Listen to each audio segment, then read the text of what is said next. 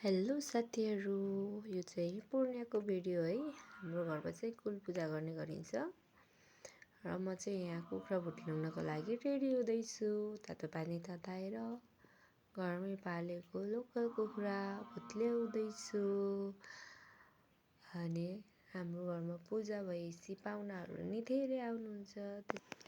हामी माइत जानको लागि अनि निमालाई अलिअलि रोटीहरू दिनको लागि प्रसादको लागि यहाँ जेठानी दिदीले रोटी बनाउँदै हुनुहुन्छ।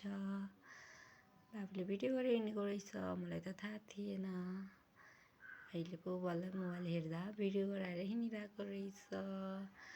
अनि यता हुनुहुन्छ हाम्रो आमा र बाबु बोकेर हिँड्नुभयो। छोरो पनि के हो काम भएको बेलामा झन् रोकै गरिदिन्छ हौ साथीहरू। अनि म चाहिँ कुखुरा भुत्लाउन आएर के यता चाहिँ निभा हुनुहुन्छ बोका समाउँदै।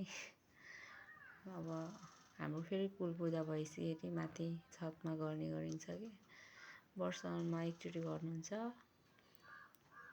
त्यही निभा र बाबा भएर समाउँदै हुनुहुन्छ। तर सानोदेखिको मात्रै है साथीहरू, वर्ष दिन पुगेको 3टा भएको भएर होला सानो छ यो चाहिँ। तर वर्ष दिन पुगिसकेको माथि लानको लागि अब मान्दै नमानेपछि बोकेर लानु पर्यो। माथि लानुभयो उहाँहरूले। अब यसपछि भिडियो बन्द। एउटा नि भिडियो गराउन भ्याइन। बाई बाई साथीहरू।